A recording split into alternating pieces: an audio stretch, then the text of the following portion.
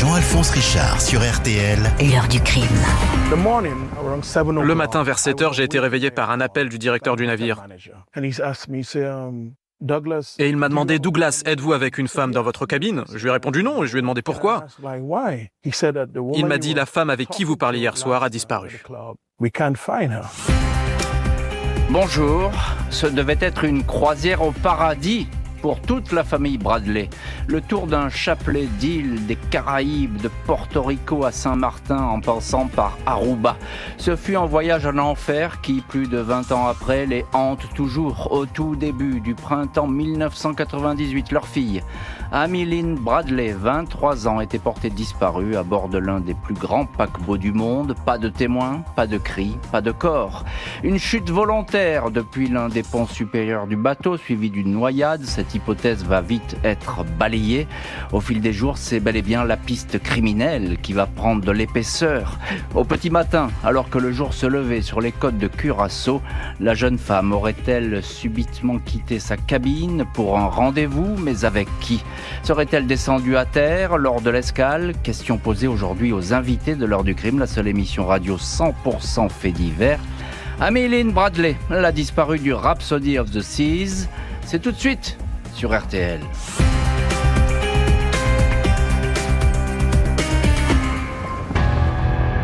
Mardi 24 mars 1998, 7h35 du matin, Ron Bradley, passager du paquebot de croisière le Rhapsody of the Seas, se présente à la sécurité du navire. L'Américain semble un peu perdu. Il occupe la cabine numéro 8564, une grande suite familiale sur le pont numéro 8. Il ne sait pas où est passée sa fille Amy Lynn Bradley, 23 ans.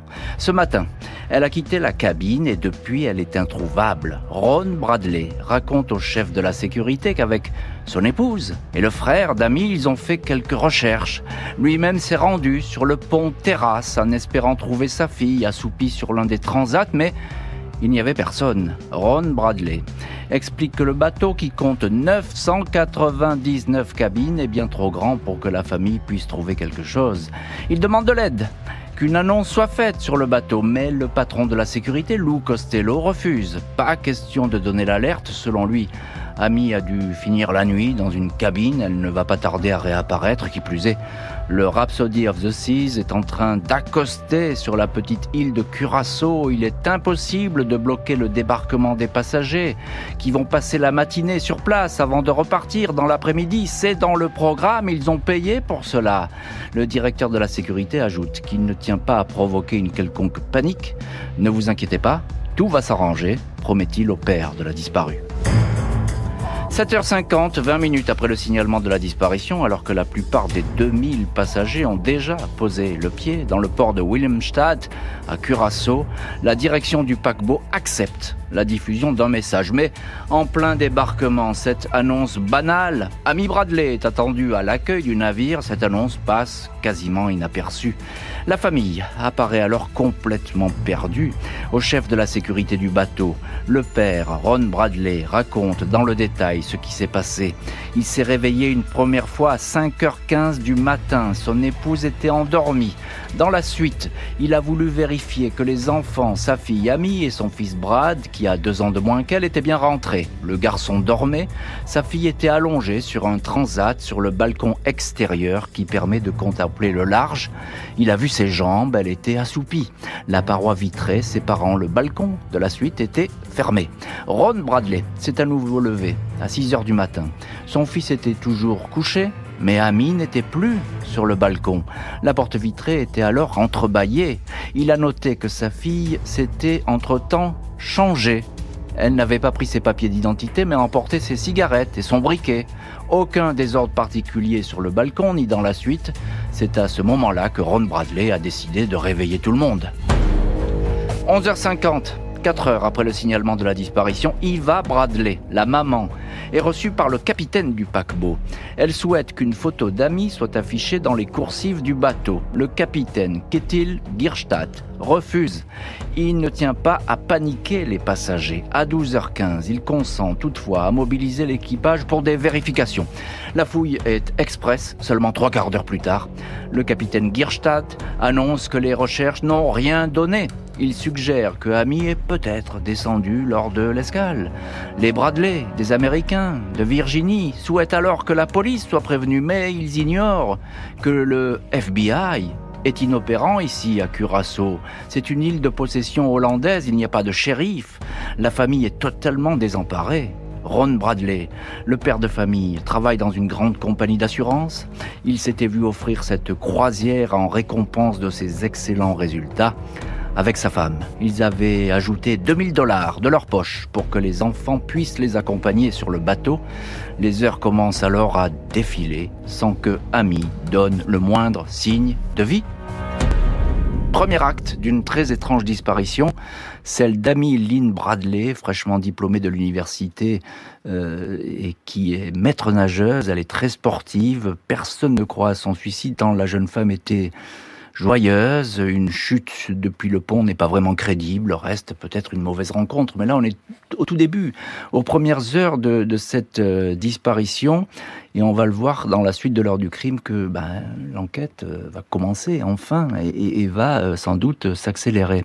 Bonjour Gina Ranalli. Bonjour. Merci beaucoup d'être avec nous dans l'heure du crime. C'est un plaisir de vous recevoir. Vous connaissez cette émission, vous y êtes de temps en temps invitée. Cofondatrice et présidente de l'application BlackTrack. C'est une application dédiée aux affaires non résolues partout dans le monde. Alors évidemment, si vous aimez les affaires de disparition, il faut aller faire un tour sur ce site, le site de BlackTrack. Et évidemment, vous êtes intéressé à la disparition d'Amy Lynn Bradley. Alors, il y a les premières heures de la disparition. Il faut bien dire quelque chose, Gina Ranalli, c'est que on est dans un milieu clos. C'est étonnant, mais on est sur un de ces très grands bateaux de croisière. Il y en a encore des plus gros aujourd'hui. 8 ou 9 étages, je crois, le Rhapsody of the Seas. Tout à fait. Et effectivement, c'est peut-être le dernier lieu où on peut disparaître. Oui, exactement. C'est vraiment une disparition en vase clos. Donc, c'est-à-dire que le Amy n'a plus été visible, vu comme le papa l'a dit la dernière fois qu'il l'a vue, elle était donc sur le balcon. Ensuite, la porte était entrouverte, donc ce qui suggère qu'elle est rentrée pour se changer et qu'elle est sûrement sortie. Et donc, à partir de là, il n'y avait pas encore eu, le bateau n'avait pas encore accosté. Oui, c'est ça. Et elle avait déjà disparu. Donc, tout à fait. C'est vraiment dans un endroit fermé, isolé, en pleine mer. Alors, ce qui est étonnant, c'est que le papa, il est très inquiet tout de suite. Oui, il faut dire que c'est un peu un papa-poule, on peut l'appeler comme ça. Il surveille beaucoup ses enfants, qui sont grands. Elle a 23 ans, je crois que le garçon a 21 ans. À 21 ans, oui. C'est ça. Donc, il les surveille beaucoup, il est toujours prêt avec eux. Et c'est lui qui alerte la sécurité. Ça se passe pas vraiment comme prévu. Non, ça se passe pas comme prévu parce que déjà, je pense qu'il connaît sa fille et donc il se demande pourquoi elle est sortie à cette heure-là. C'est un papa qui connaît bien ses enfants, comme vous l'avez dit. Et donc lui, il alerte la sécurité parce que ça lui semble tout à fait inhabituel, d'autant qu'il a quand même fait des petites recherches avant. Il a été dans les lieux qu'elle fréquentait. Il a questionné le frère et donc il s'est très vite inquiété. Il a su que quelque chose n'allait pas. Et c'est là où il n'a pas été entendu. Car le bateau accostait et que l'équipage lui a bien dit que c'était pas le moment pour faire une annonce. Et d'autant plus, l'annonce qui est faite n'est pas une annonce d'alerte. On demande à Amy de se présenter à l'accueil. Oui, c'est banal. C'est comme on entend dans les gares parfois. Voilà, exactement. Donc, je veux dire que tous les passagers qui sont en train de descendre ne sont pas en alerte à se dire, tiens, il faut peut-être faire attention à un élément ou à un autre. Gina Ranalli, évidemment, on songe à la noyade, à quelqu'un qui est tombé depuis le pont, même. Bon, on va en parler de ça, des hypothèses, du suicide, etc. Ça traverse l'esprit, même si on pense qu'elle est toujours vivante. En fait, Gina Ranalli, on est dans la plus mauvaise configuration à ce moment-là, parce qu'on est déjà sur un bateau, donc ça c'est improbable. Un bateau, c'est quelque chose qui bouge. L'océan, il est immense. Et puis on arrive sur une île qui est pas du tout américaine. Qui est pas du tout américaine, donc qui appartient au royaume des Pays-Bas. Donc en fait, ils ont leur propre juridiction, ils ont leur propre garde, leur police, garde-côte, voilà. Donc tout ça, c'est très compliqué parce qu'en fait, il y a une lenteur internationale qui est déclenchée, mais qui va mettre des heures à se mettre en place. Et même s'il y avait eu un suspect, je veux dire le FBI ou les les autorités américaines ne pouvaient pas sans mandat.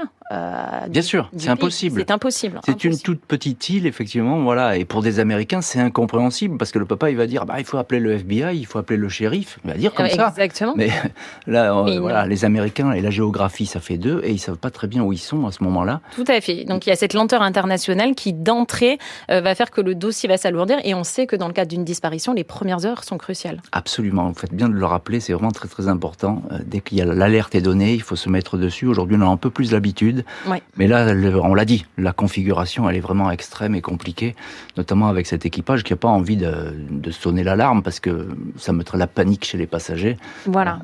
Et déjà, le fait qu'ils ne veulent pas donner l'alerte avant 7h50, pour ne pas déranger, vu qu'apparemment c'est l'heure à laquelle les infos passent sur le bateau, donc ils ne veulent pas déranger, ils ne prennent pas vraiment en compte ce qui se passe. Enfin, c'est un peu l'idée que ça donne. Ils prennent pas du tout la mesure de l'événement qui est en train de se passer. Bonjour James Renner. Hello. Merci beaucoup d'être avec nous dans l'heure du crime. Alors James Renner, vous êtes journaliste, réalisateur d'un podcast de faits divers qu'on retrouve sur YouTube, et puis vous êtes auteur du livre True Crime Addict, dans lequel vous évoquez la mort d'Amy Lynn. Vous connaissez donc bien ce dossier. On en parlait à l'instant avec Gina Ranalli. James Renner, les recherches des premières heures, en fait, elles sont inexistantes. Il n'y a pas eu de recherche avant le début de l'après-midi, le jour où Amy Lynn a disparu. Ses parents étaient très inquiets dès le début. Ils savaient que quelque chose n'allait pas.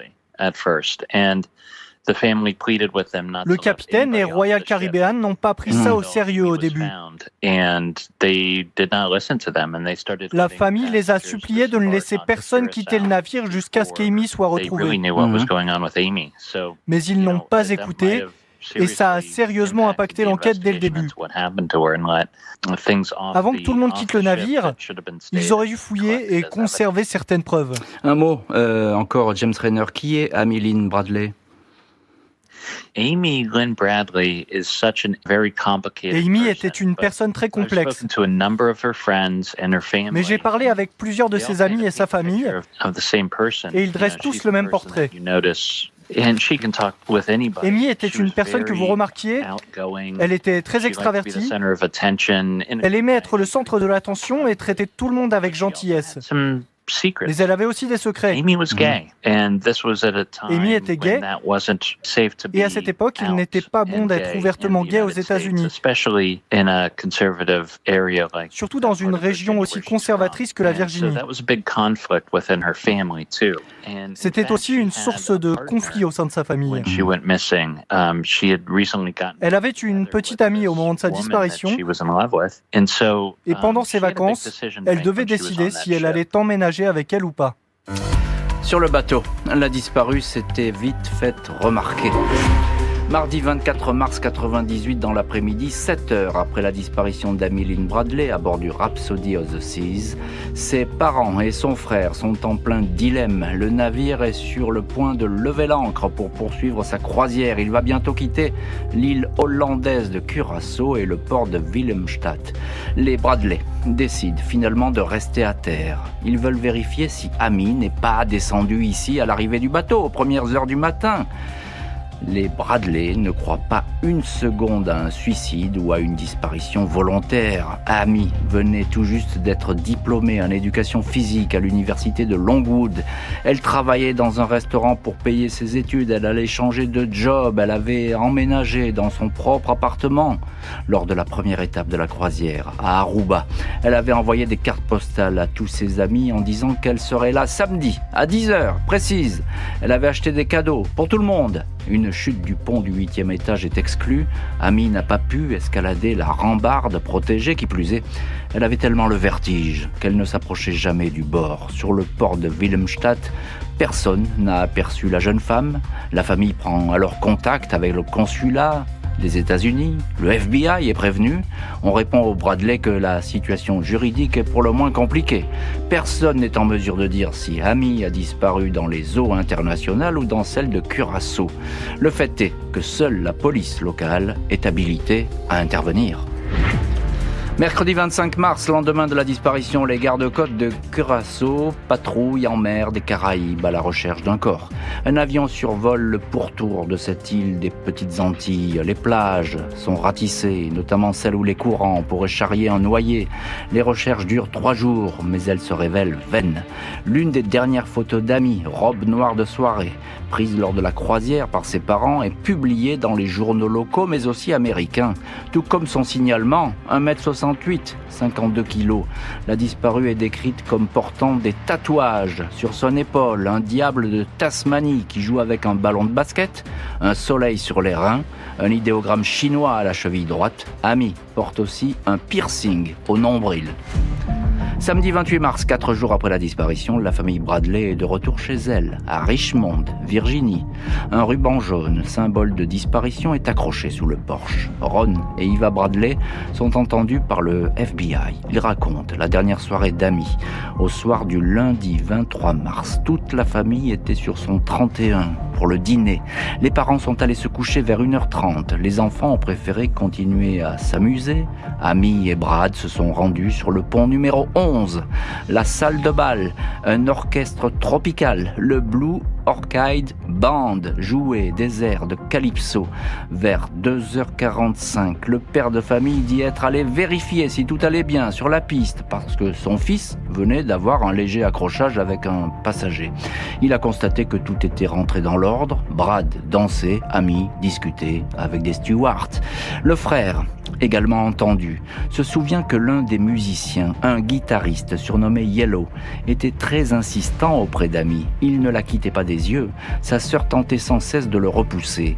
Les parents se sont depuis renseignés sur ce musicien qui ne lâchait pas leur fille, un certain Alistair Douglas. Selon les systèmes informatiques de verrouillage des portes des cabines, Brad Bradley est rentré à 3h35 du matin.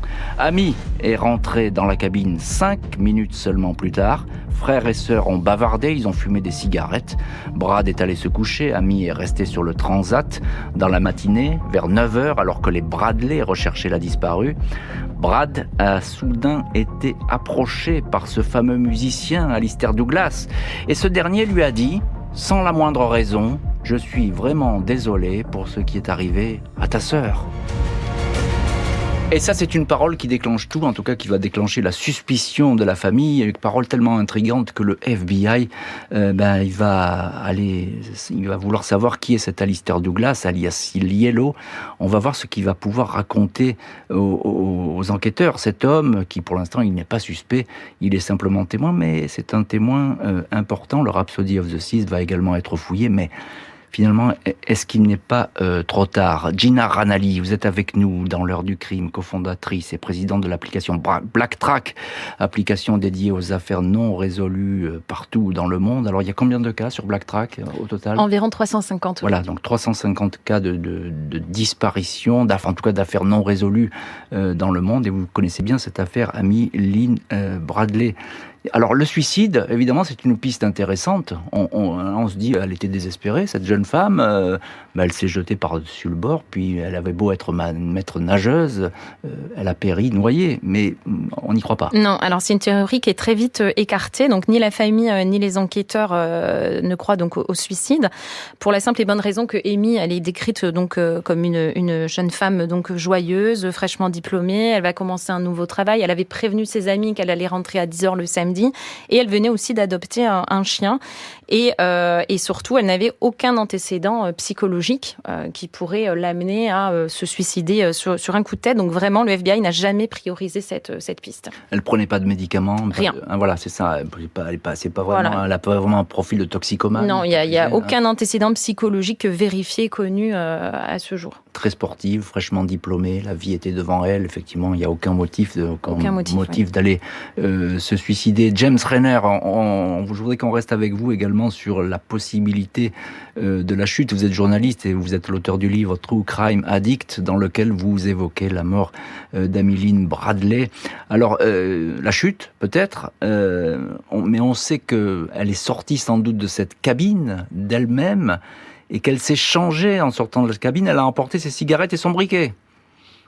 C'est ce que son père a dit. Il a dit qu'il s'était réveillé à 5h30 ce matin-là. Il l'avait vue sur le balcon et il s'était rendormi. Il s'est réveillé peu de temps avant l'arrivée du bateau sur Curaçao et il a remarqué qu'elle était partie.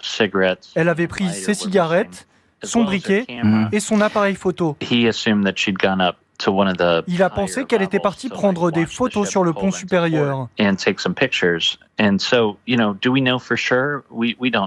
sait pas avec certitude si vraiment elle a quitté le balcon, mais son père a vu que la porte du balcon était entrouverte. Il suppose donc qu'elle s'est changée, a pris ses affaires et sorti de la cabine. Alors ça, il n'y a que le papa effectivement qui le dit, et ce témoignage il est important. Elle s'est changée, il a vu les habits d'amis qu'elle avait la veille, qui étaient là, posés sur le lit, donc il s'est posé des questions. Évidemment, la noyade, c'est ce qui revient en permanence. Elle n'a pas disparu, cette femme, elle s'est noyée, elle est tombée, etc. Mais c'est plus compliqué que cela de tomber d'un bateau de croisière comme ça, parce qu'il y a des rambardes, il y a des ponts, etc. On ne tombe pas souvent tout de suite à l'eau. Gina Ranalli, il y a des recherches qui sont engagées, notamment par les gardes-côtes du Curaçao. Oui, tout à fait. Une recherche importante.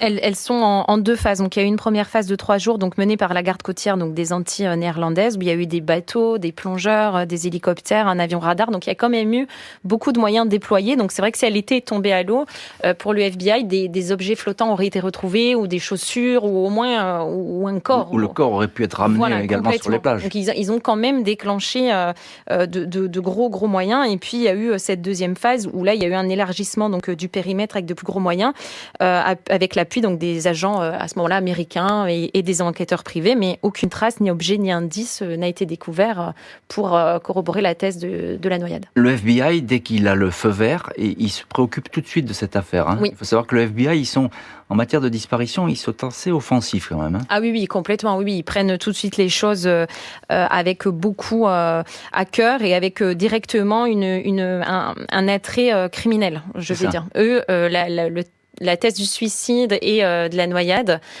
ils y pensent, mais c'est très très vite affaibli. Oui, c'est ça, tout de suite ils sont là-dessus. Ils pensent qu'il y a quelque chose de pas normal, d'étrange qui a pu se passer sur ce bateau, ou peut-être à terre d'ailleurs. Est-ce que si elle a pu débarquer aussi, parce qu'elle avait envie d'aller voir ce qui se passait sur Curaçao sans parler à ses parents, et puis elle a peut-être disparu à cet endroit, on ne le sait pas. James Renner, alors il y a évidemment le musicien. Il nous intéresse beaucoup ce musicien, Alistair Douglas, parce qu'il a essayé beaucoup de danser, il draguait un peu avec cette jeune femme, Améline Bradley, elle n'avait pas l'air très d'accord. Un mot là-dessus sur le musicien Alistair Douglas.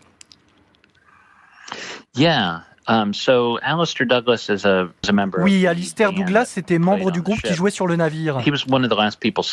Il est l'une des dernières personnes à avoir vu Amy avant sa disparition. Il a dansé avec elle, se frotté à elle. Il a agi de manière déplacée avec elle, ainsi qu'avec plusieurs jeunes femmes sur le bateau. Il les mettait mal à l'aise dans la façon dont il les regardait et dansait avec elles. Il avait une chambre dans les quartiers de l'équipage, mais il l'a partagée avec un autre membre du groupe. Donc il n'avait pas vraiment d'endroit privé où il aurait pu emmener Amy. Alors James Renner, on est content de vous avoir parce que vous êtes une des rares personnes à avoir parlé avec Alistair Douglas. Vous l'avez rencontré. Quel sentiment avez-vous à propos de cet homme ? Vous savez, en 20 ans, il n'a jamais donné d'interview. Il est maintenant devenu pasteur sur l'île de Grenade, dans les Antilles. Il est marié et a des enfants.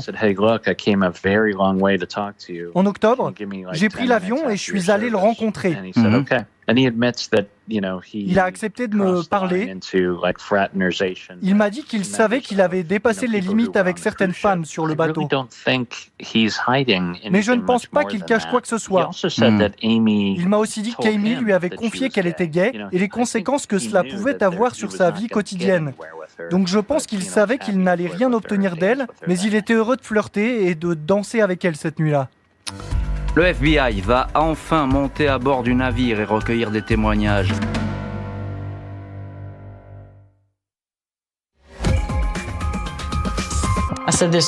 Il y avait quelques 3000 personnes à bord, ce qui fait 3000 paires d'yeux, 3000 paires d'oreilles. Vous devez diffuser une photo, vous devez faire une annonce. Nous avons besoin d'aide. Vendredi 27 mars et samedi 28 mars, une équipe du FBI est autorisée par la Royal Caribbean, le propriétaire du bateau, à monter à bord du Rhapsody of the Seas. Opération policière qui se déroule lors d'une escale sur l'île hollandaise de Saint-Martin. Le navire est inspecté à l'aide de chiens spécialisés dans la détection de cadavres, mais les animaux ne marquent aucun arrêt. La direction du bateau laisse entendre qu'une table basse présente sur le balcon où s'était assoupie Améline Bradley était très proche de la balustrade. De quoi alimenter la thèse d'une chute volontaire. Dans le vide, les policiers inspectent le balcon, mais ils ne découvrent rien de suspect, pas d'empreinte évidente, pas de marque de passage au-dessus de la balustrade. Le scénario d'une chute, à cet endroit-là, n'est pas retenu. Le FBI s'intéresse beaucoup à l'une des dernières personnes à avoir approché la disparue, à savoir le fameux musicien de Calypso, Alistair Douglas. Des passagers l'ont bien aperçu en train de danser avec Amy lors de la soirée. Mais bien plus étonnant, 3 témoins indiquent avoir vu le musicien avec Amy au matin de la disparition. Il était cette fois autour de 5h30, 5h45. Crystal Roberts, jeune étudiante, fraîchement diplômée et formelle. J'ai vu Amy et le musicien ensemble prendre l'ascenseur pour le pont supérieur. 10 minutes plus tard, j'ai vu le musicien redescendre, mais il était seul. Le guitariste, Alistair Douglas, est interrogé par les policiers. Il explique n'avoir eu aucun problème avec Amy. Il certifie qu'ils ont librement dansé, tous les deux. Il dément formellement avoir retrouvé la jeune femme au petit matin. Il ne l'a pas accompagnée sur le pont supérieur. Les gens se trompent, ils confondent. Ce n'est pas moi, déclare-t-il. Alistair Douglas accepte d'être soumis au polygraphe, le détecteur de mensonges. L'appareil ne détecte pas de réponse suspecte. Douglas est relâché. Dans leur rapport, le FBI note qu'en sortant de la salle, l'homme semblait soulagé et levait les pouces vers le ciel. Sarah Lema, coordinatrice du FBI, indique qu'aucun indice criminel n'a été trouvé. John Nublin, oncle de la victime, exprime le sentiment de la famille. Le seul scénario qui a du sens, c'est que Amy s'est retrouvée seule dans un couloir du bateau et que quelqu'un l'a attrapée. Et évidemment, on tourne toujours autour d'Alistair Douglas, même si cet homme, effectivement, il a passé le test du détecteur de mensonges. On n'a rien détecté de suspect à son égard. Gina Ranalli, vous êtes avec nous dans l'heure du crime, cofondatrice et présidente de l'application BlackTrack, application dédiée aux affaires non résolues partout dans le monde, dont cette affaire, l'affaire Améline Bradley. Un mot là-dessus, sur cet homme, Alistair Douglas. Disons que ses déclarations, elles prêtent à confusion. On ne comprend pas très bien pourquoi il dit oui, pourquoi il dit non. Il semble gêné. Exactement. Alors, il n'a jamais été suspecté en tant que tel, mais c'est vrai que son comportement est plutôt intriguant. Donc déjà, on a le fait qu'il est omniprésent aussi pendant les recherches. Il est là pendant qu'on fouille la cabine, il est proche des parents, enfin, il est toujours dans le périmètre. Ouais. Voilà, tout à fait. La phrase qu'il a dite à la famille est aussi plutôt inhabituelle parce que Amy aurait pu à ce moment-là être sortie aller faire quelques courses. Bien sûr, c'est très tôt qu'il dit ça. Voilà, donc ça c'est très intriguant et à juste titre. Et puis là, ce dernier témoignage donc de Crystal Roberts qui est formel, elle l'a vu donc après l'heure donc de la disparition. Enfin, je veux dire du papa. Voilà, la passagère Crystal Roberts, parce que son témoignage il est intéressant. Exactement. Elle est digne de foi. Hein, c'est une étudiante fraîchement diplômée. Elle n'a rien à y gagner. Non, c'est pas du tout une mythomane. Elle est là. D'ailleurs, elle termine sa soirée.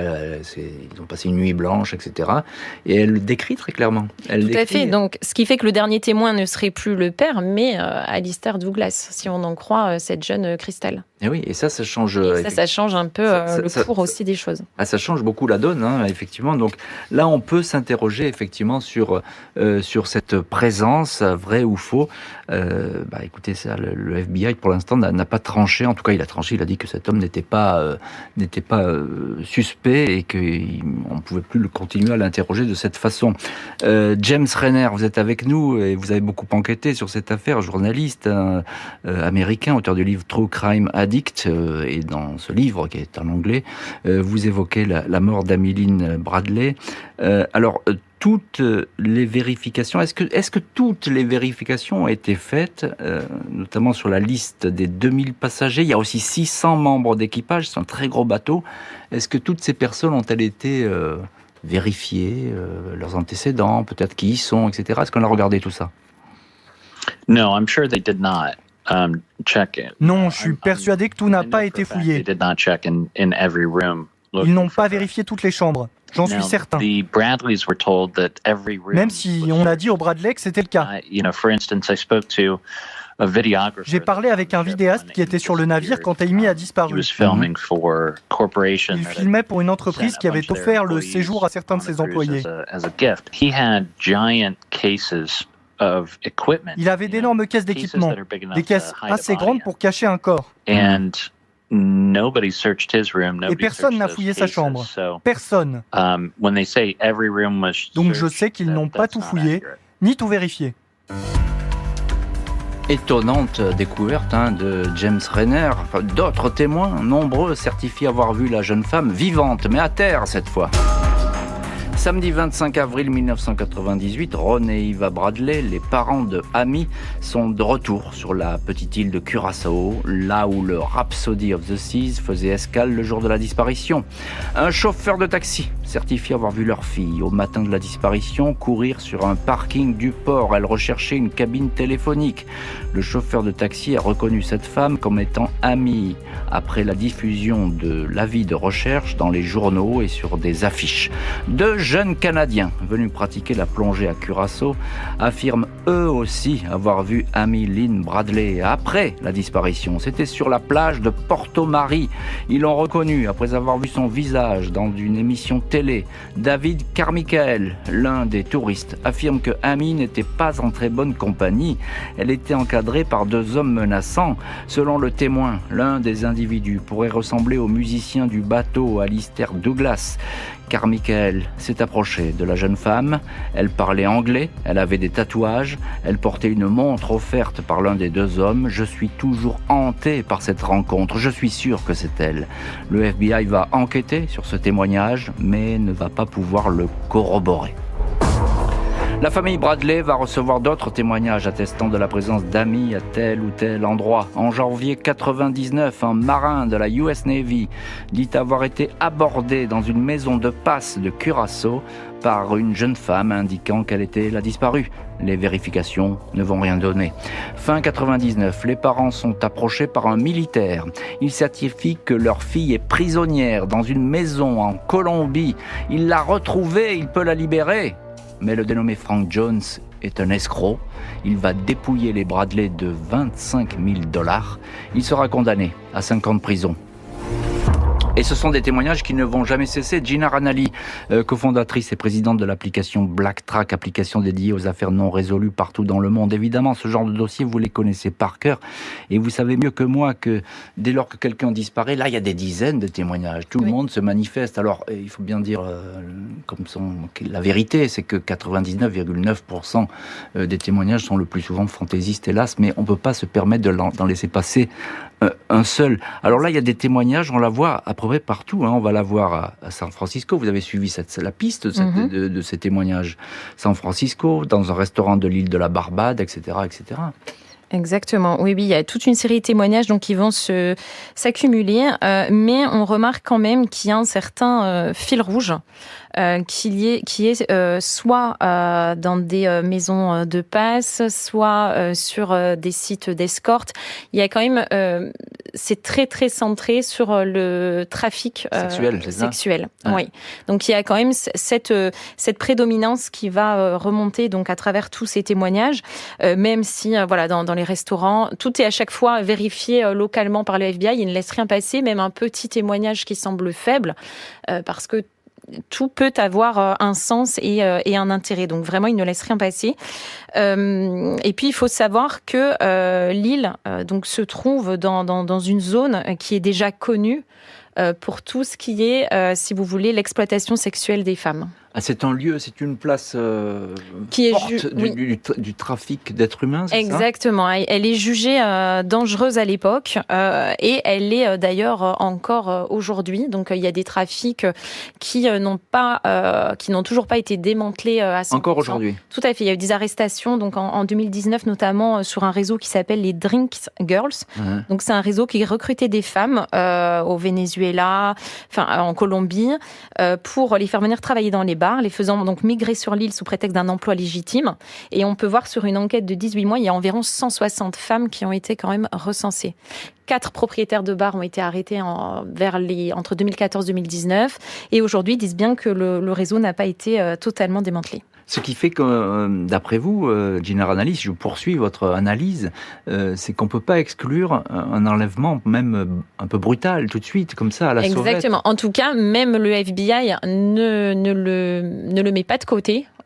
C'est quelque chose qu'ils ont en tête. D'ailleurs, Emeline Bradley est toujours dans le dossier VCAP des États-Unis. Donc, c'est les crimes violents, les disparitions non élucidées, donc à travers les États-Unis, où on essaie de faire des points de corrélation, en tout cas sur tout ce qui est trafic d'êtres humains, traite des blanches, ce genre de choses. Dossier toujours ouvert, d'ailleurs. Oui, mais ça, c'est le propre des États-Unis, où effectivement, le FBI laisse les dossiers ouverts, prospérer, et puis ça finit par payer. Hélas, nous, parfois, on ferme beaucoup trop vite. Et puis, ils ont des témoignages, encore vers 2010, ils ont eu des témoignages qui sont remontés. Donc je pense qu'ils ont raison de le maintenir ouvert parce que... Oui, ça continue. Ça continue, tout à fait. Et ça, c'est important, effectivement. On ne peut pas rater, on ne peut pas se permettre de mettre de côté un témoignage, même s'il a paru complètement farfelu, ça arrive. James Renner, vous êtes avec nous dans cette heure du crime. Vous êtes, vous, journaliste, réalisateur d'un podcast de faits divers qu'on retrouve sur YouTube, et puis vous êtes l'auteur du livre True Crime Addict, dans lequel vous évoquez la mort d'Emeline Bradley, parce que ce dossier, vous le connaissez par cœur, on en parle avec vous depuis le début de cette heure du crime. James Renner, on parlait à l'instant avec Gina Ranalis des témoignages, il y a beaucoup de témoignages, alors qui ne donnent rien, mais je vais quand même en extraire un, c'est celui des touristes canadiens, notamment de David Carmichael, parce que lui, ce Canadien, il est formel, il va continuer, et je pense qu'il le dit encore aujourd'hui, il va continuer à dire qu'il a bien vu la disparue sur l'île de Curaçao. Ce sont des témoignages qui vont beaucoup intéresser le FBI. Oui, il y a eu quelques très bons témoignages de personnes qui ont dit avoir vu Amy à Curaçao après sa disparition. Il y a ces 2 Canadiens. Ils ont même décrit certains de ses tatouages. Il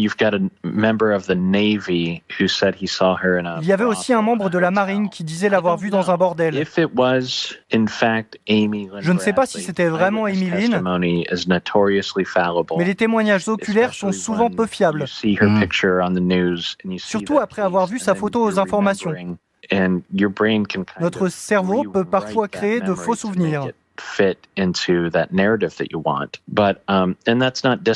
ne veux pas discréditer les témoins oculaires. Je pense qu'ils ont vraiment cru que c'était elle. Mais je ne pense pas que c'était réellement elle. Alors, c'était peut-être elle ou pas elle, etc. La question est toujours posée. Gina Ranalis, ce qu'il faut dire, c'est que jusqu'en 99, la famille Bradley se fait escroquer. Ça fait partie aussi des choses abominables. Il y a des gens qui profitent du malheur des uns et des autres pour soutirer de l'argent. Ça s'est passé avec les Bradley. Cette famille, elle n'a jamais arrêté de rechercher. Je crois qu'ils avaient monté une fondation, etc. Tout à fait. Ils ont monté donc une fondation qui s'appelle The Emeline Bradley Foundation, donc où à l'intérieur, donc ils reçoivent des dons pour payer aussi des détectives privés, des enquêteurs privés, centraliser les informations, maintenir la visibilité de l'affaire, et la fondation offre jusqu'à $250 000 et le FBI de récompense. Et le FBI, quant à lui, c'est $25 000. Oui, c'est ça. Donc les parents ont persisté. Ils persistent et ils veulent connaître la vérité. Je pense que c'est tout à fait légitime. Découverte macabre, un morceau de mâchoire humaine sur l'île d'Aruba.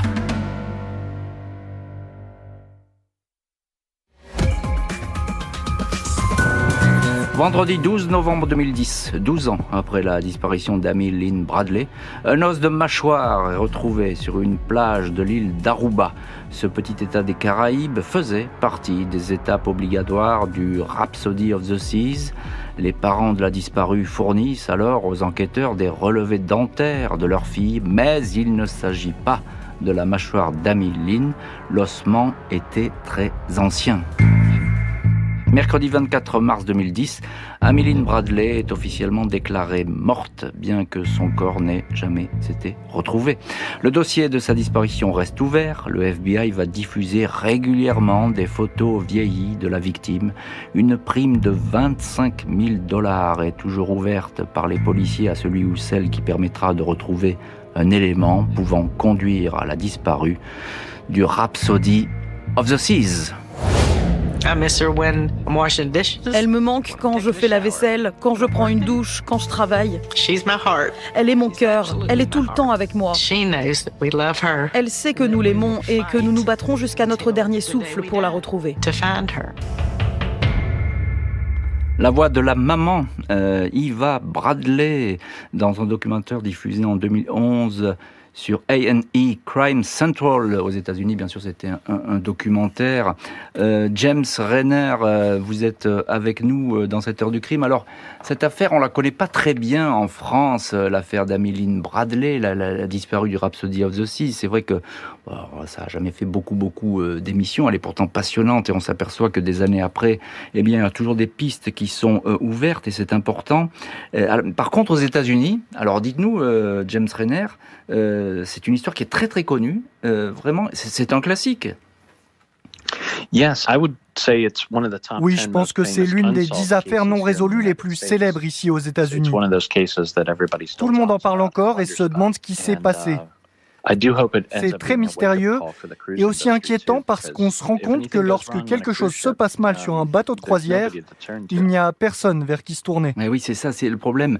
Gina Ranalli, vous êtes avec nous et on va continuer à travailler là-dessus, sur ce contexte qui est très particulier.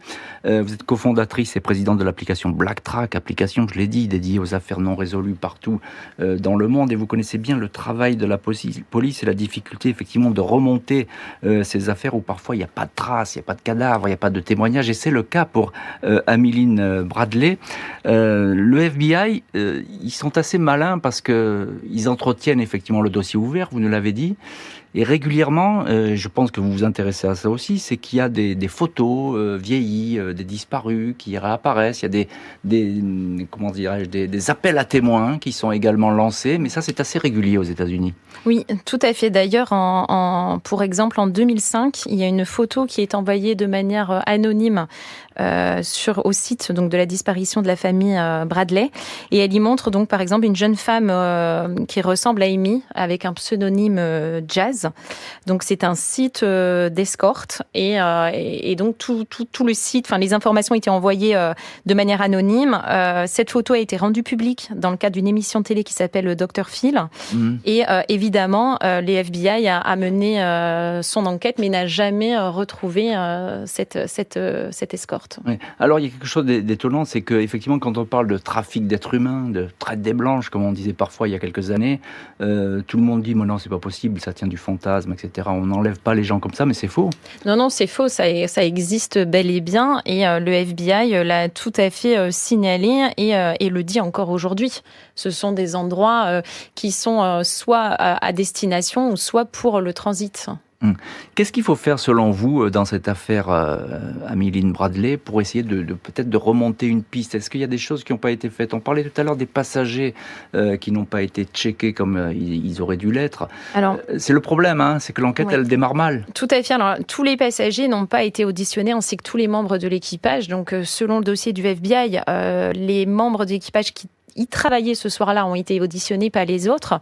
D'ailleurs, à la suite, on a pu aussi constater de nombreux membres qui ont posé leur démission. Ah bon? Donc, est-ce que c'est par rapport au choc ou par rapport au fait qu'ils avaient entendu quelque chose? Voilà, ça, on n'a pas le pourquoi, mais on a bel et bien des gens qui ont quitté l'équipage. Et la liste n'a jamais été communiquée à la famille de manière complète. C'est-à-dire que, enfin moi, quand j'ai relu la documentation, il y a quelque chose qui m'a étonné, mais peut-être vous avez beaucoup plus d'informations que moi, très sûrement, parce que vous avez beaucoup plus travaillé sur cette affaire que moi, mais on ne trouve pas effectivement le nombre exact de passagers, on ne trouve pas le nombre exact de personnes qui travaillaient sur le bateau. Il faut savoir qu'il y avait... On s'est aperçu aussi qu'il y avait beaucoup de personnes qui travaillaient qui n'étaient pas déclarées. Ça posait quand même aussi quelques problèmes. Donc là, on est dans le flou total. Dans le flou total. Et je pense que la famille d'Amy n'a pas ces réponses parce qu'ils l'ont communiqué lors d'une émission télé où ils n'avaient jamais eu finalement la liste définitive. Tout comme les caméras de vidéosurveillance présentes sur le navire, car il y en avait. Elles étaient fixes à l'époque. Il y en avait très peu, mais il y en avait. Et il faut savoir qu'elles n'ont pas été... à l'époque, on ne maintenait pas les bandes. Oui, c'était détruit tout de suite. Voilà, très vite. Exactement. Donc là aussi, il y a eu un réel manque parce qu'ils auraient pu tout visionner. Peut-être qu'on l'aurait vu à un moment donné quitter une pièce, rentrer dans une autre. C'est important. Voilà, il y a eu aussi une grosse erreur à ce niveau-là, même si évidemment les caméras n'étaient pas dans les lieux privés, sur les balcons. Mais bon, il y avait la salle de bal, il y avait quand même des endroits publics qui étaient sûrement importants à visionner. Qu'est-ce qui peut amener une résolution, j'ai envie de dire une résolution de l'affaire, en tout cas un éclairage sur l'affaire, si ce n'est un témoignage aujourd'hui? Oui, je pense que il faudrait que les langues se délient parce que, alors après, si elle est liée à la traite des personnes ou l'exploitation sexuelle, alors c'est des milieux extrêmement tabous. Donc, très fermé, bien sûr. Voilà, donc c'est sûr que remonter une information dans ce cadre, c'est extrêmement compliqué, c'est extrêmement long, à moins qu'il y ait, comme là on a pu voir, des personnes qui sont entrées dans ces lieux et qui ont donné l'info. Mais le problème, c'est que le temps que le FBI se déplace, pour aller mener les investigations, la personne a disparu, il n'y a plus de traces, comme cette Amy de Virginie, elle disait qu'elle s'appelait Amy de Virginie, ils n'ont jamais retrouvé la trace de cette jeune femme. James Renner nous le disait il y a un instant, effectivement cette affaire, encore une fois, moi je la connaissais très mal, cette affaire, elle est très célèbre aux États-Unis. Vous confirmez ça? Oui, complètement. Il y a beaucoup de sites qui en parlent. C'est une histoire qui continue à poser beaucoup de questions. Pour plusieurs raisons. Parce que déjà la famille a fait énormément d'émissions télé, donc tout ça a aidé. Radio, et ensuite parce que c'est quand même une disparition sur un navire fermé d'une jeune femme brillante qui avait son avenir devant elle, avec un contexte international, un soupçon de trafic d'êtres humains.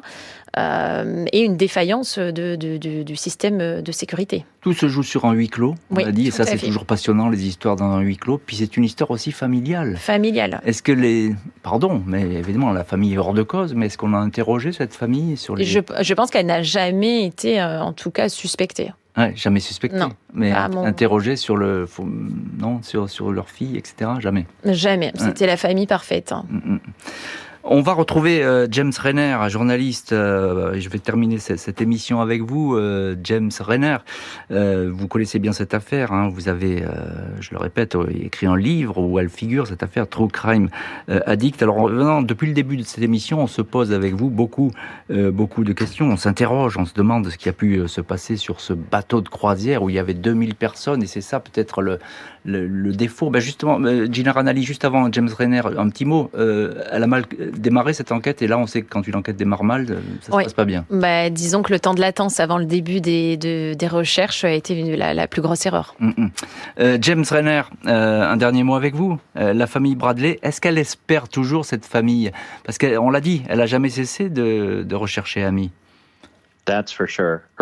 Oui, c'est vrai. Sa famille l'aimait et ils étaient très unis. Je suis allé chez eux quand j'écrivais mon livre. On a déjeuné et parlé pendant des heures. C'était une famille très gentille et ils étaient tous très proches. Merci beaucoup James Renner et Gina Ranelli d'avoir été aujourd'hui les invités de l'heure du crime. Merci à l'équipe de l'émission, rédactrice en chef Justine Vignot, préparation Marie Bossartea de Turckheim, traduction Jean Derieux, réalisation en direct Nicolas Godet. Jean-Alphonse Richard sur RTL. L'heure du crime.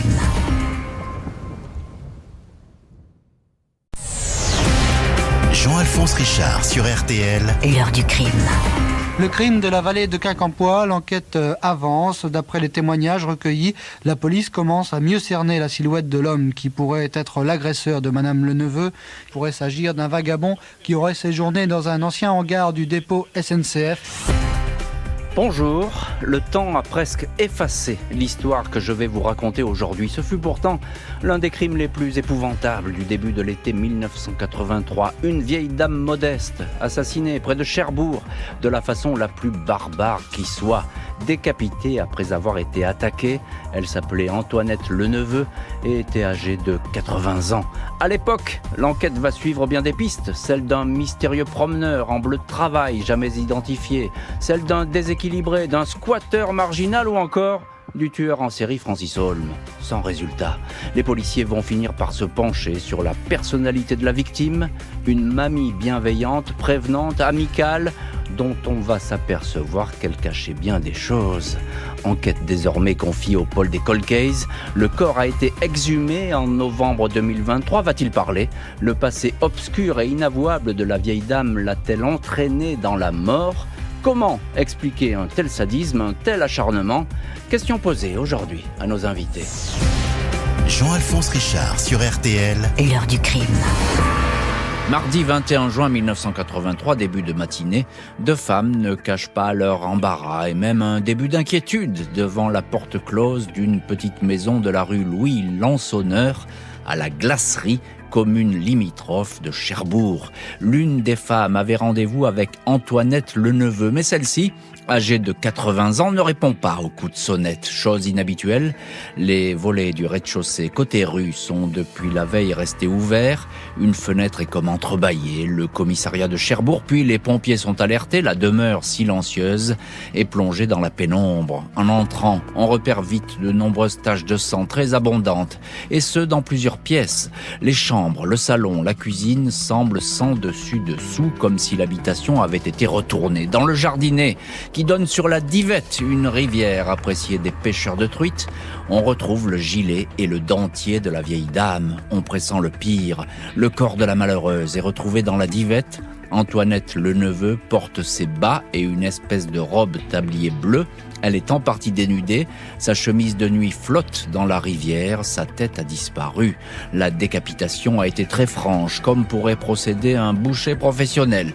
Il y avait incontestablement eu lutte, notamment sur le lit, va raconter l'ancien commissaire et chef de la sûreté urbaine de Cherbourg au journal La Presse de la Manche, ajoutant « Il nous suffisait de suivre les traces, son corps ayant été, me semble-t-il, défenestré, puis traîné dans le jardin jusqu'à la rivière. Nous étions tous très choqués. » Antoinette Leneveu a été attaquée, frappée à l'arme blanche, des coups de couteau ou d'une espèce de ciseau. Les policiers font le tour de l'habitation. Il se peut que l'agresseur soit entré par le jardin. Le mastic d'une vitre a été enlevé dans le petit garage. Totalement indépendant de la maison, le meurtrier a pris soin de sectionner les fils du téléphone et même de détériorer le compteur électrique dans le but manifeste de couper la vieille dame de l'extérieur. Selon le légiste, la mort remonterait à la veille au soir, aux alentours de 21h30. Ce soir-là, un chauffeur de taxi a déposé Antoinette chez elle vers 18h30. Elle revenait du salon de coiffure. Les policiers ne croient pas à un cambriolage. Quelques billets de banque n'ont pas été touchés, tout comme une poignée de vieux bijoux.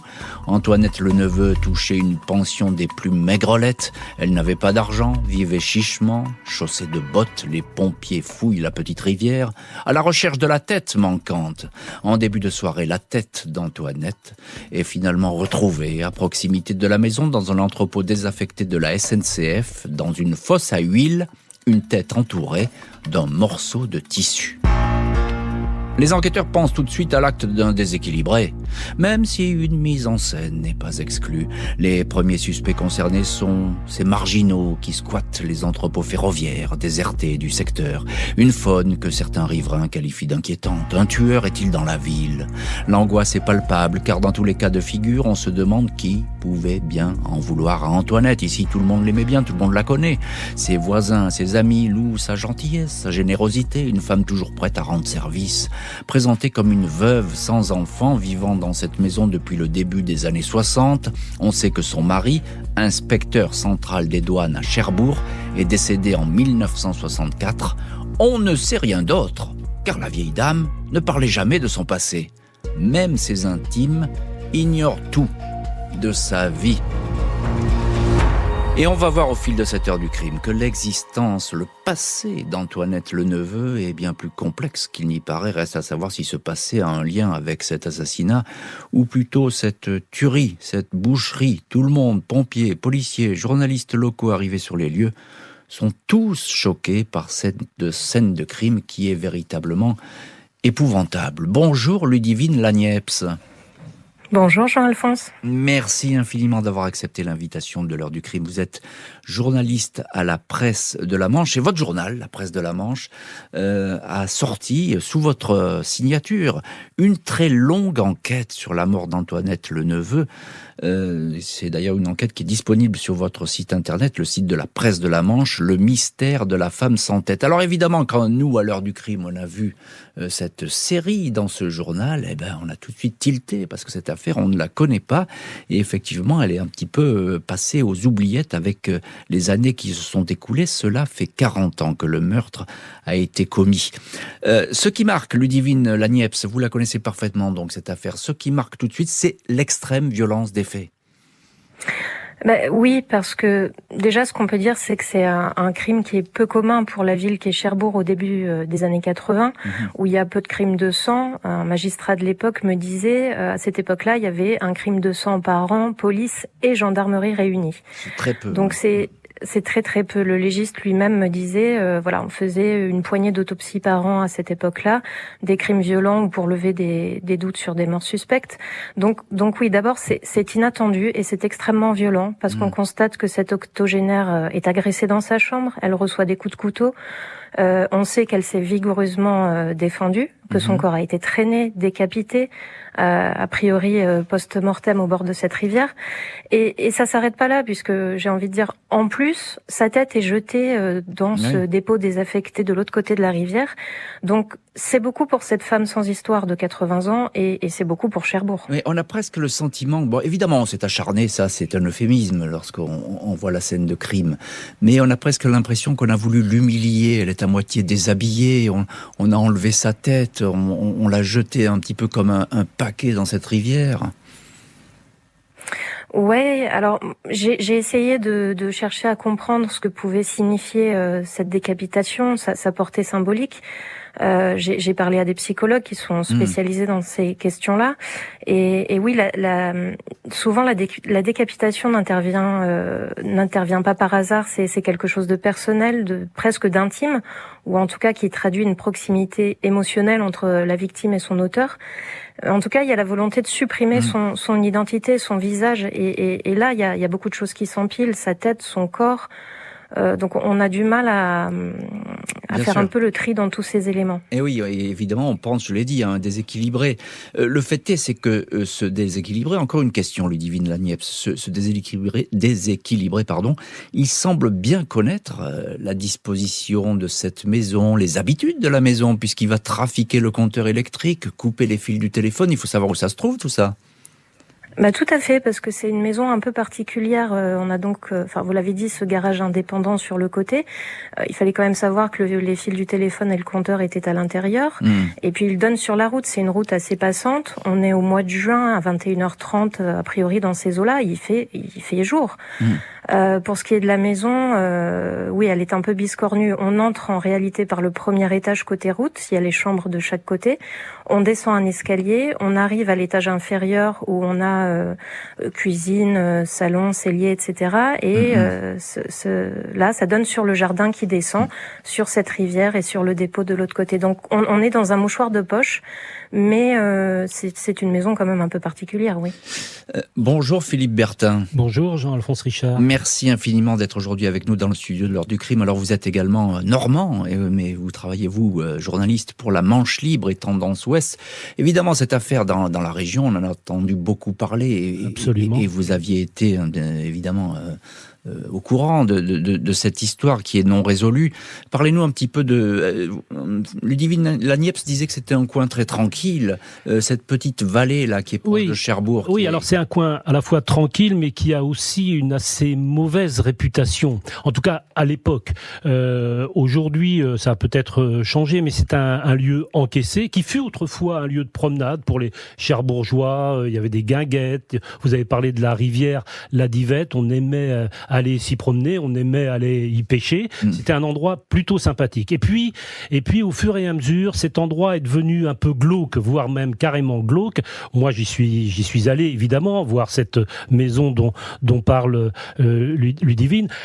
C'est un endroit sombre, même s'il est passant, il ne l'est pas tant que ça. En tout cas, c'est pas l'axe principal qui mène à Cherbourg.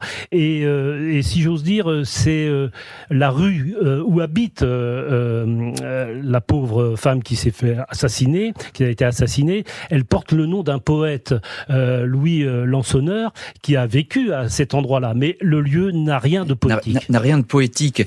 Ludivine Laniepce, elle ne se méfiait pas, Antoinette Le Neveu. Alors elle se confiait pas beaucoup, mais ça on va le voir dans la suite de l'heure du crime, mais elle n'avait jamais fait part de ses craintes à qui que ce soit, à ses voisins. Alors des craintes, a priori non, mais est-ce qu'elle se méfiait? Oui et non, c'est-à-dire que comme toute personne âgée qui vit seule, elle ouvrait pas sa porte à ceux qu'elle ne connaissait pas. Ça, ses proches ont été formels avec moi. Il y avait d'ailleurs elle avait une chaînette, vous savez, à sa porte d'entrée. En revanche, elle avait une vie sociale qui était assez riche. Elle recevait ses amis, ses voisins, des membres de la famille de son défunt mari. Et voilà, donc il n'était pas rare de la voir recevoir du monde, notamment le midi, donc tous ces gens-là, mais aussi leurs copains. Donc voilà, c'est une vieille dame qui aime la jeunesse, qui aime être entourée, et on l'imagine très bien, qui aime cuisiner et recevoir. L'enquête s'oriente donc vers quelqu'un qui connaît le coin, mais pourquoi une haine si féroce ?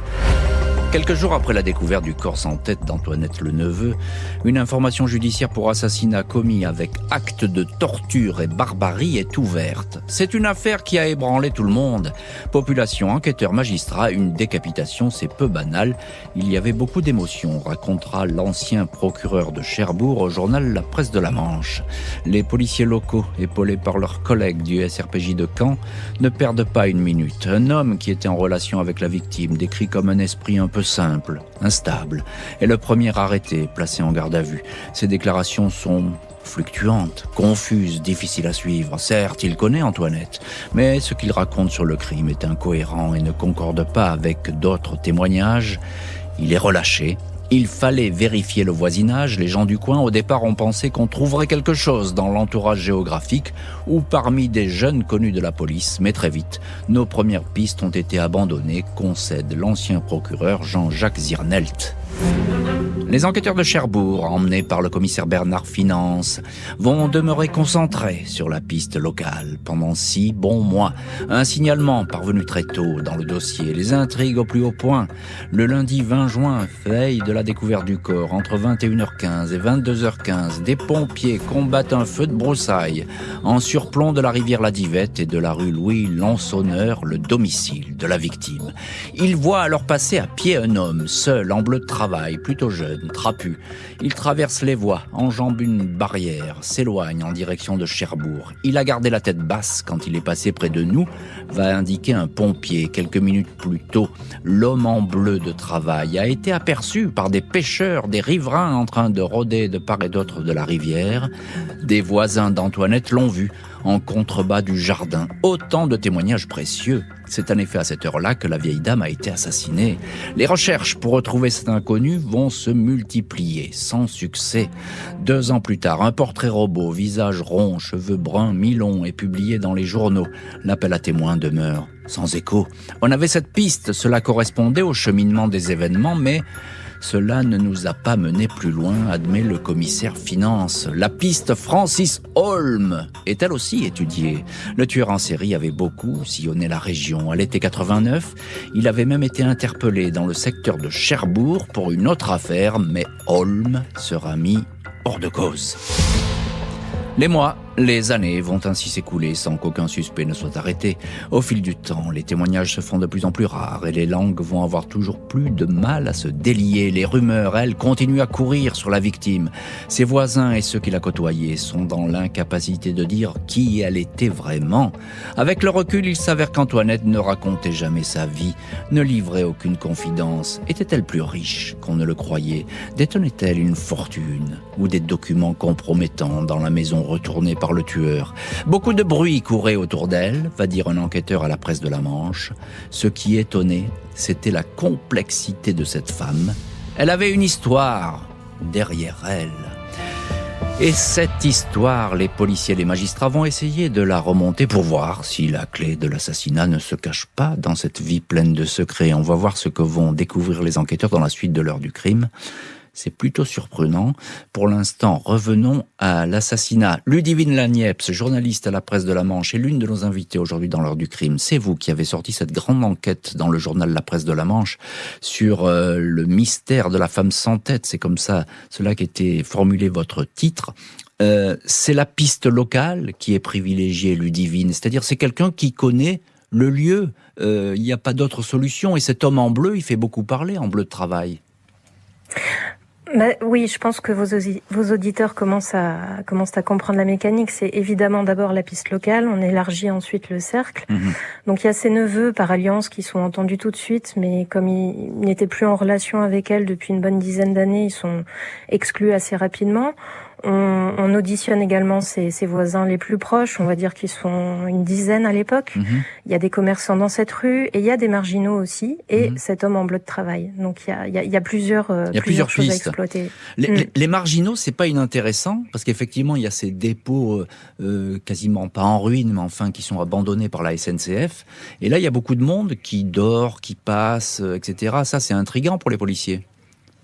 Alors, il y a deux choses. Il y a effectivement ce dépôt qui est absolument gigantesque et dans lequel il y a effectivement des bâtiments qui tombent en ruine et une insalubrité absolument édifiante et quelques personnes qui squattent ce dépôt. Et dans l'autre versant, il y a un quartier qu'on appelle la Roche-qui-Pend, où il y a une population qui est en grande misère sociale à ce moment-là. Il y a des bagarres, il y a des trafics. Donc voilà, il y a plusieurs points comme ça autour de la maison d'Antoinette. Avec des personnes, entre guillemets, un peu douteuses, effectivement. Il y a ce témoignage que vous rapportez, Ludivine Laniepce, et qui, effectivement, aujourd'hui encore, 40 ans après, il est intéressant, ce témoignage, sur cet homme en bleu de travail, parce que là, beaucoup de personnes a vu ce personnage qui passait dans cette rue, et pile au moment, ou en tout cas à l'heure présumée du crime. Ouais, c'est quelque chose de très important, peut-être même de capital, mais c'est aussi la pièce qui manque dans le puzzle, c'est-à-dire que on a ce jeune homme en bleu de travail qui porte des baskets blanches qu'on voit aller et venir avec à un moment donné un sac à la main. C'est un témoin numéro 1 officiellement, mais on imagine bien qu'on aurait quelques questions à lui poser parce qu'il est là le jour du crime, au moment du crime. Il y a des voisins d'Antoinette qui le voient dans le jardin, il y a des pêcheurs à la truite qui le voient dans la rivière. Il y a d'autres riverains qui sont un petit peu plus loin dans la vallée. Il y a des pompiers également qui sont en intervention ce soir-là, un peu plus loin. Voilà, et cet homme va passer à côté, entre guillemets, de tout ce beau monde. On va le voir. Il va pas réellement se cacher, mais il va pas engager de conversation non plus. Et voilà, ça reste un mystère, cet homme. Ça reste un mystère parce qu'il faut bien le préciser, Ludivine. Personne ne le connaît, cet homme, ou plutôt personne ne le reconnaît. A priori, non. En tout cas, pour ce que je sais, il ne s'est jamais manifesté ou n'a jamais été... Il n'y a pas eu de témoignage qui a dit c'est le fils machin ou c'est monsieur machin, etc. Aucun. À ma connaissance, non. Mais je ne suis pas dans les secrets de l'enquête. Mais à ma connaissance, non. Mais enfin, si tel avait été le cas, je suppose que des vérifications auraient été entreprises, évidemment. Philippe Bertin, vous êtes également l'un de nos invités aujourd'hui dans l'heure du crime, journaliste pour La Manche Libre et Tendance Ouest. Vous connaissez très bien ce coin, cette région, et vous connaissez très bien la glacerie, l'endroit où est morte Antoinette Le Neveu. Tout de suite, mais ça on n'y échappe pas, les rumeurs, parce que dès qu'on trouve pas, dès qu'il n'y a pas de piste, eh bien tout le monde s'excite. Les rumeurs, les fantasmes ne vont cesser de courir. Absolument, il y a des rumeurs et il y a une psychose qui s'empare aussi de la ville. Mais avant tout cela, avant les faits que vous avez décrits, Antoinette, elle est connue de ses voisins, évidemment, d'un petit cercle qui la trouve très coquette, aimable, elle aime bien recevoir, c'est une bonne cuisinière, donc elle est, si j'ose dire, sans histoire. Oui, c'est une bonne mamie, quoi. C'est une bonne mamie. Et puis, en effet, après le crime, il va se passer deux choses. La psychose. Il y a beaucoup de gens du même âge qu'Antoinette qui vont appeler le commissariat parce qu'ils sont très inquiets de ce qui s'est passé. Ludivine tout de suite le disait, c'est quand même pas un crime courant et c'est un crime exceptionnel, pour le moins hors norme à Cherbourg, mais comme ailleurs, mais c'est un crime hors norme. Et donc là, les gens prennent peur. Et puis il y a un deuxième phénomène. En effet, on commence à parler et on se dit que cette femme cache peut-être des secrets, peut-être qu'elle a un magot chez elle, peut-être qu'elle a beaucoup d'argent et peut-être c'est pour cela que, en effet, elle a été attaquée et assassinée de la sorte. Mais ce ne sont que des rumeurs. Et les rumeurs, c'est comme la divette, ça court le long de la vallée de Quincampoix. Mais c'est une belle image. Ludivine Laniepce, ces rumeurs qui courent justement le long de cette petite rivière. Évidemment, les policiers ils sont informés, mais c'est compliqué pour eux parce que c'est de la victime dont il s'agit et c'est toujours compliqué d'enquêter vraiment très profondément sur une victime. C'est toujours compliqué, d'autant que elle a eu une vie assez riche dans plusieurs départements, régions différentes. Donc il faut remonter tout ça. C'est une femme qui est née en 1902, donc qui a connu les deux guerres mondiales, qui a été qui a eu une vie de famille aussi compliquée. Donc il faut remonter tous ces éléments avec des zones d'ombre, et jusqu'aujourd'hui il persiste des zones d'ombre, oui. Et il y a très peu de témoignages d'ailleurs sur ce passé, puisque juste en un mot, elle se confiait pas, Antoinette. Alors, elle était arrivée à Cherbourg en 1953, après son mariage avec Auguste le Neveu. Donc tous les gens qu'elle commence à fréquenter à Cherbourg, ces personnes-là, elle ne dira jamais rien de sa vie d'avant à ces personnes-là. L'enquête cherche un assassin. Pas d'autre choix que de fouiller dans la vie de la victime.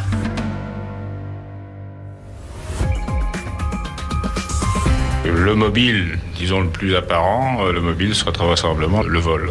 Elle était connue dans le voisinage, on disait que c'était une personne qui était riche. Mais en réalité, c'est une personne qui ne détenait pas d'argent chez elle. À la glacerie, rue Louis Lansonneur, aucune des connaissances d'Antoinette le Neveu, même les plus anciennes, n'est en mesure de savoir si la victime avait toujours de la famille. On sait qu'elle était veuve depuis 19 ans, mais personne ne connaît sa vie passée. Elle ne faisait jamais aucune confidence sur son enfance, sa jeunesse. Les enquêteurs vont ainsi aller de surprise en surprise en remontant le fil de cette existence cachée. Antoinette, originaire de l'Est de la France, a été mariée une première fois à un mécanicien originaire de l'Eure. Elle a eu 2 enfants, une fille, Janine, puis un garçon, Paul. Mais elle a soudain disparu après la naissance de celui-ci. Antoinette aurait été chassée par son mari et sa belle famille pour une sombre affaire de vol dans une maison où elle travaillait. Elle ne reviendra plus jamais au domicile familial. Une chape de silence va retomber sur cette histoire. Antoinette se remarie en 1953 au fonctionnaire des douanes Auguste le Neveu. Elle n'aura pas d'autres enfants. Entre-temps, depuis son départ de chez elle jusqu'à la fin de la guerre, personne ne sait quelle a été la vie d'Antoinette. Pour beaucoup, c'est dans ce passé mouvementé et très sombre qu'il faut rechercher la cause de la mort d'Antoinette. Quelque chose de son passé serait venu la rattraper ici, ce qui expliquerait qu'on ait fouillé la maison, dit un témoin. Une psychologue interrogée par la presse de la Manche confirme que le sentiment de vengeance peut durer dans le temps, sauter des générations. La psy poursuit, dans le cas d'Antoinette, il y a une violence haineuse qui se poursuit jusque sur son cadavre. Mais qui donc aurait voulu faire payer à Antoinette le Neveu une quelconque trahison ? Les enquêteurs n'ont pas obtenu de réponse à cette question. Et dans cette heure du crime, on retrouve l'une de nos invitées qui est au téléphone de l'heure du crime aujourd'hui, Ludivine Laniepce, journaliste à la Presse de la Manche. La Presse de la Manche, c'est le journal qui a refait toute cette enquête et qui sort une formidable série d'articles qu'on peut retrouver d'ailleurs sur Internet, sur le site de ce journal, la Presse de la Manche. Ludivine Laniepce, ce passé, on en parlait, on l'évoquait tout à l'heure, ce passé d'Antoinette, de la victime, il a été fouillé non sans mal parce que cette histoire familiale, elle est chaotique. Et du coup, on va s'interroger, est-ce que c'est pas là la clé du crime ? Oui, il y a des questions à se poser parce que effectivement, où était-elle pendant la Seconde Guerre mondiale? Comment a-t-elle subvenu a priori seule à ses besoins? C'est des questions qu'on peut se poser. Est-ce qu'elle a été amenée à faire des choses pour survivre ou pour... Enfin voilà, on peut se poser tout un tas de questions. Et donc c'est une période trouble. Elle était a priori à Paris, mais sans certitude. Donc c'est difficile de refaire ce passé. Elle sortait de cette première relation où elle a eu donc 2 enfants. On imagine le traumatisme pour elle de les abandonner, puis de divorcer 15 ans plus tard, après 15 ans de séparation et d'absence. On imagine bien qu'en 1945, elle ne doit pas en être très fière non plus. Et peut-être qu'on comprend mieux aussi pourquoi, quand elle arrive à Cherbourg en 1953, elle ne va pas faire étalage du fait qu'elle a perdu ses droits parentaux et de son divorce. Alors elle a perdu ses droits, effectivement, puis à l'époque, c'est quelque chose qui compte. Aujourd'hui, c'est devenu banal, mais enfin, on n'y fait plus trop attention. Mais à l'époque, c'est quelque chose de très grave et presque un peu d'infamant. Est-ce qu'elle continue à voir sa famille ou plus du tout, sa famille avec ses enfants? Alors, ce que je sais, ce qu'on a pu retracer avec ses descendants, c'est que elle a tout de même vu ses 2 enfants une fois ou 2, alors qu'ils étaient, disons, adolescents. Donc, elle avait quand même visiblement été autorisée à venir leur rendre visite. Donc, on les voit sur des photographies, très endimanchées, bien apprêtées pour rencontrer leur mère. Mais ce qui est certain, c'est que après ça, et à partir du moment où elle est à Cherbourg, il n'y a plus aucun contact. Alors, c'est extrêmement intriguant ce que vous nous racontez, Ludivine Laniepce. Et je comprends que les policiers se soient penchés sur ce mystère. Philippe Bertin, vous êtes journaliste pour La Manche Libre et Tendance Ouest. Est-ce que ce passé cache vraiment un secret indicible? On n'a pas encore tout à fait la clé. Il y a des indices comme ça, mais on a du mal à... C'est la question, c'est une des grandes questions que soulève cette affaire, parce que, en effet, entre 1929, remettre dans le contexte, où elle quitte... où elle est chassée. Elle est chassée, a priori. Elle quitte. Elle est chassée pour un vol qu'elle aurait commis peut-être dans cette maison où travaille également son mari comme chauffeur. Elle est employée de maison, elle fait le ménage, et tout d'un coup, elle doit quitter cette maison, elle doit quitter son mari qui la chasse, et elle doit quitter ses enfants. Et à partir de ce moment-là, et jusqu'en 1945, où le divorce est prononcé à ses torts, on ne sait pas ce qui se passe, on ne sait pas où elle est, on ne sait pas ce qu'elle fait, comme le soulignait justement Ludivine, et peut-être dans ce laps de temps-là se situe une des clés de cette histoire. C'est peut-être pas la seule, mais c'est peut-être une des clés, une des pistes. Et ce sur quoi on peut s'interroger, en effet, c'est le rôle qu'elle a pu jouer entre ce moment où elle est chassée. Qui elle a vu, etc. Absolument. Qui elle a vu, qui elle a rencontré, ce qu'elle a fait, où était-elle, comment elle a subvenu à ses besoins, toutes sortes de questions qui se posent et sur lesquelles elle n'est jamais intervenue. À ma connaissance, en tout cas, on n'a jamais su ce qui s'était passé dans ce laps de temps de plus de 15 ans. Ludivine Laniepce, un mot là-dessus. La piste du passé, elle intéresse les policiers réellement? Ils vont vraiment se plonger là-dedans? Oui, ça c'est une certitude, c'est qu'ils vont remonter dans sa vie. Alors je ne sais pas jusqu'où et dans quelle mesure, mais ils l'ont fait, ça c'est certain. J'ai fait mes propres recherches, donc c'est aussi le sujet de cette série, mais voilà, je pense qu'il y a des zones d'ombre pour tout le monde. Cependant, je reste assez prudente sur ce point. Sur l'idée d'une vengeance ou de quelque chose qui serait venu la rattraper. Alors c'est tout à fait plausible, mais le commissaire Bernard Finance a attiré mon attention là-dessus en disant attention aussi aux fantasmes qui peuvent naître autour de ça. Et une ancienne, une personne qui travaillait à l'époque sur le dossier en 83, elle aujourd'hui, cette personne balaye totalement cette hypothèse. Donc voilà, je reste quand même extrêmement prudente sur cette période-là, mais sans plus d'éléments non plus pour juger. On peut se poser la question, c'est ce que vous nous dites. La piste privée aboutit à une impasse, mais la justice ne va pas baisser les bras. 2012. 29 ans après la découverte du corps décapité d'Antoinette Leneveu, le dossier est transféré au parquet de Coutances. Dans la Manche, 3 ans plus tard, le procureur relance l'enquête. Le magistrat estime que des éléments dignes d'intérêt, des témoignages notamment, méritent d'être vérifiés. Une juge d'instruction est désignée, la police judiciaire de Caen mobilisée. Beaucoup de procureurs ont tenté de faire aboutir l'affaire, mais ils se sont tous cassés les dents, indique un proche de l'enquête à la presse de la Manche. témoins qui certifient. En 2016, ils ont frôlé la vérité, mais par manque de preuves, ils n'ont pas pu aller plus loin. Au fil des années, dès que les enquêteurs avaient une idée, ils essayaient. Ils n'ont jamais cessé de faire des recherches, de signer des actes pour repousser le délai de prescription, ajoute un autre témoin. La PJ de Caen, toujours en charge du dossier, est désormais épaulée par l'OCRVP, l'Office de police spécialisé dans les affaires non élucidées. La chasse aux témoignages est ainsi relancée. Mai 2023, le parquet de Coutances transmet la procédure au pôle des cold cases à Nanterre. Le dossier ne sera donc pas prescrit. Depuis cette date, les juges du pôle ont toute latitude pour réentendre des témoins et exploiter les indices recueillis à l'époque. Et effectivement, des indices, en fait, il y en a beaucoup sur cette scène de crime, scène ancienne. Alors évidemment, à l'époque, on ne recueille pas les indices de la même manière qu'aujourd'hui. On est sans doute un petit peu plus brouillon, on est un petit peu moins prudent. Ludivine Laniepce, journaliste à la Presse de la Manche, et c'est vous qui signez cette très longue enquête sur la mort d'Antoinette Le Neveu, enquête qu'on peut retrouver sur le site internet de la Presse de la Manche. Je le disais, il y a des indices, il y en a, des empreintes en pagaille dans cette maison où est morte Antoinette Le Neveu.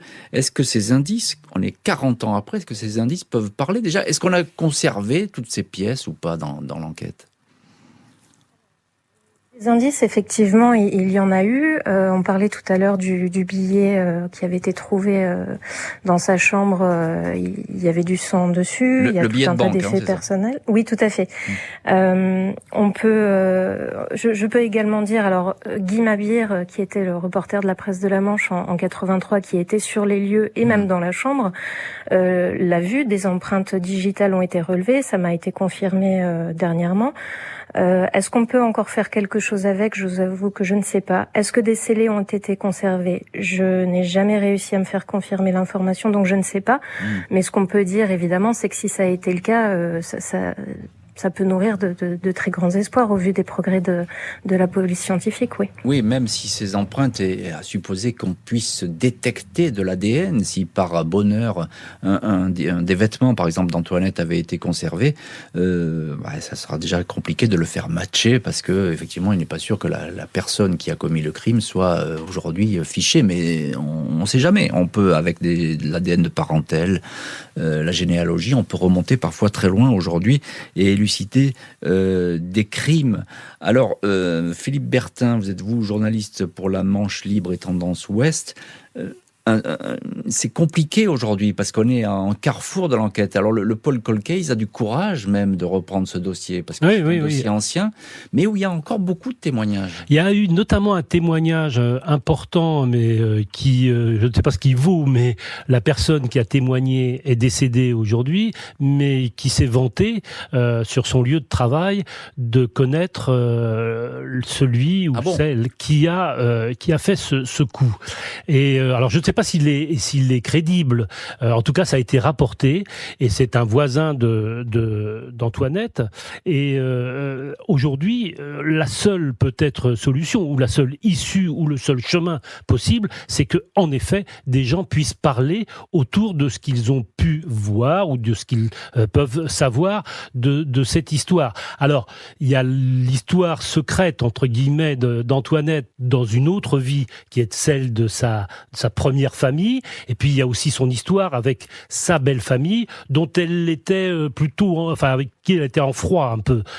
Donc, ça, effectivement, il faut en dire un mot parce que oui, c'était pas non plus l'amour. C'est le grand amour. C'était pas le grand amour. Et d'ailleurs, c'est un peu un fil rouge de cette vie mystérieuse, secrète d'Antoinette, cette vie de fâcherie peut-être, de fâcherie contrainte avec son premier mari, et puis peut-être quelques difficultés avec sa belle famille. Elle avait comme ça plusieurs vies qu'elle dissimulait. Enquête toujours ouverte, donc confiée au pôle des Cold Case, et qui va peut-être amener, pourquoi pas, son lot de surprises.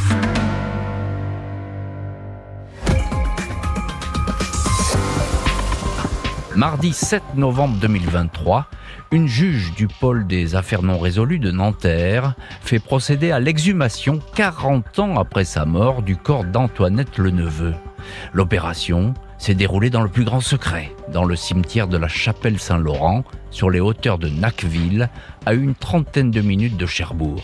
Une petite fille de la défunte confirme dans le journal La Presse de la Manche avoir donné son accord verbal pour que le cercueil soit retiré, mais elle n'avait pas été informée de la date effective de l'exhumation.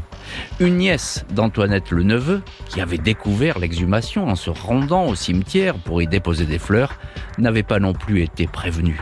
Pour les enquêteurs, il s'agit de procéder à une nouvelle autopsie médico-légale afin de déceler si un élément aurait échappé au précédent légiste. De nouvelles expertises ADN doivent être également effectuées. Le pôle de Nanterre effectue une sélection rigoureuse des affaires qui n'ont pas abouti.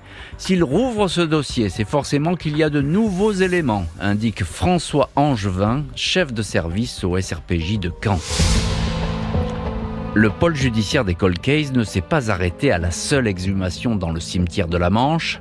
Les enquêteurs se sont discrètement redéployés depuis des mois sur le terrain. Les policiers de la PJ de Caen et ceux de l'OCRVP, l'office qui s'occupe de nombreuses affaires non résolues, effectuent des vérifications dans la vallée de Quincampoix, à la recherche de déclarations et de détails qui pourraient mettre la justice sur de nouvelles pistes. Malgré le temps, de nombreux témoins continuent à se manifester. La famille d'Antoinette Le Neveu avait été rapidement exclue à l'époque du champ de l'enquête. Le premier mari de la défunte, qui en 1983 avait 81 ans, avait été parmi les premières personnes questionnées. Les gendarmes lui avaient appris la nouvelle. Ils ont dû voir à sa tête qu'il tombait des nues, indique l'un de ses fils issu d'un second mariage. Je suppose que tous les gens qui ont eu un lien avec Antoinette étaient des suspects potentiels, donc ils sont venus vérifier, ajoute-t-il. Le mardi 23 juin 83, les obsèques d'Antoinette Le Neveu se déroulaient à l'église Notre-Dame du Roule, à Cherbourg. Janine et Paul, ses deux enfants nés d'un premier mariage et qu'elle n'avait jamais élevés, étaient dans l'assistance. Ils se sont ensuite rendus à la maison de leur mère où ils ont simplement récupéré quelques photos et un livret de famille qui était dans un sac à main. Hélène, fille de Janine et petite-fille d'une grand-mère qu'elle n'a jamais connue, s'interroge dans la presse de la Manche. Quel crime avait-elle pu commettre pour qu'on se permette de lui retirer ses enfants ? J'ai besoin de savoir ce qui lui est arrivé à Cherbourg en 1983. Pour cela, il faut que l'enquête continue. C'est une enquête difficile parce que nous disposons de très peu d'éléments. Et je vous dis, je reste réservé sur l'issue, du moins la rapidité de l'issue. C'était pas du pessimisme, mais en tout cas de la clairvoyance de la part du commissaire Bernard Finance, dont on entend la voix dans ce document sonore, parce qu'il ne savait pas, effectivement, il n'y avait pas beaucoup de pistes pour savoir comment allait pouvoir être élucidée cette affaire. Ludivine Laniepce, on vous retrouve dans cette heure du crime, journaliste à la Presse de la Manche, le journal qui a fait toute une enquête sur cette histoire. Vous avez, lors de votre enquête, pu approcher la famille d'Antoinette Le Neveu, une famille qu'elle ne voyait plus, et notamment ses enfants. Qu'est-ce qu'ils disent de la mort de leur mère ? Alors, je n'ai pas approché ses enfants pour la simple et bonne raison qu'ils sont décédés, mais en revanche, j'ai approché ses petits-enfants. Ses petits-enfants, pardon. Oui. Donc, de ce que eux rapportent des propos donc des enfants d'Antoinette à l'époque, en réalité, ils en disent pas grand-chose. Janine et Paul, ses enfants, puisqu'ils n'avaient pas vu leur mère depuis des décennies. Mais ils sont allés à son enterrement, ils ont rencontré les voisins les plus proches d'Antoinette qui lui ont parlé de leur mère. Ils sont allés dans cette maison, ils ont pris quelques affaires, mais ils n'en diront pas plus à leurs propres descendants par la suite. C'est aussi un trait de cette affaire, c'est que quelle que soit la famille dans laquelle on est à toutes les époques de la vie d'Antoinette, il y a beaucoup de silence, beaucoup de secrets, des jeunes qui n'osent pas forcément poser des questions aux plus anciens. Donc voilà, beaucoup de choses qui sont restées entre guillemets dans des boîtes en carton. Oui, c'est ça. Donc on n'a toujours pas ouvert ces boîtes en carton comme vous le dites. Alors Ludivine Laniepce, juste un petit retour dans le chapitre précédent, lorsque l'affaire était au parquet de Coutances, il y a un des témoins qui vous a dit on n'était pas très loin de la vérité. Qu'est-ce qu'il voulait dire par là, ce témoin ? Ils ont vraiment, à un moment donné, ça a failli basculer cette affaire ? Je ne peux pas le dire, j'ai pas toutes les réponses à ces questions-là, mais effectivement, il semblerait qu'il soit passé proche d'un début de vérité, peut-être. Mais c'est aussi une affaire qui, depuis 40 ans, souffre aussi, entre guillemets, du silence des enquêteurs et des procureurs. C'est difficile d'avoir des informations. Alors oui, il y a le secret de l'instruction, c'est une chose, mais je crois qu'il faudrait commencer à lever certaines choses pour avoir davantage de témoignages peut-être. Et ça, vous avez tout à fait raison, parce que cette enquête, c'est l'archétype même du secret. Alors on a le secret d'un passé avec cette vieille dame décapitée, c'est quand même pas banal, et puis il y a le secret dans le dossier qui a été permanent. Effectivement, ça veut dire qu'il y a peut-être des choses qui sont très intéressantes dans le dossier, et là, effectivement, au pôle des cold cases, on va pas passer à côté, parce que il y a vraiment une task force, il y a une équipe qui va s'emparer de ce dossier. Philippe Bertin, journaliste pour la Manche Libre et Tendance Ouest. Alors les témoins, il y a peu de personnes qui se sont exprimées, même à l'époque, les témoins. Mais aujourd'hui, on peut trouver un témoin qui va parler parce qu'il aura peut-être entendu dans sa famille quelque chose là-dessus, etc. Vous parliez tout à l'heure de certains témoignages qui étaient troublants. Oui, absolument. Le voisin qui avait fait cette confidence à ses collègues de travail et qui dit, moi je l'ai lu dans la presse, et qui dit je sais qui a fait la chose, mais je ne le dirai pas. Alors peut-être que ensuite par les filiations, peut-être qu'on va trouver d'autres témoignages de la sorte. Il y avait la voisine aussi, Solange, qui avait elle-même été accusée du crime, dont les descendants peuvent parler aussi, peut-être, je n'en sais rien. En tout cas, c'est une affaire à tout point fantastique. Oui. Moi qui ai suivi pas mal d'affaires dans le département de la Manche et en Normandie, je peux vous dire que c'est l'une des grandes affaires qui perdurent encore aujourd'hui. Et effectivement, alors ces témoins qui peuvent toujours se manifester, il y a un appel à témoins qui est diffusé en ce moment, qui est toute personne qui dispose d'informations peut appeler. On va vous donner le numéro et puis on le mettra sur le site de l'heure du crime aussi. Peut appeler le 0800 35 83 35.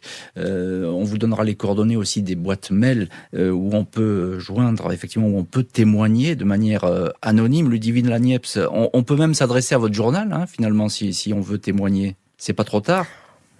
Il n'est jamais trop tard, que ce soit vers nous, vers les enquêteurs. Et je voudrais ajouter une petite chose, c'est que depuis des mois, voire des années que je travaille sur cette affaire, et également au fil de la publication de notre série cet été, ce que j'ai pu constater avec joie, entre guillemets, bien évidemment, c'est qu'on reçoit des témoignages.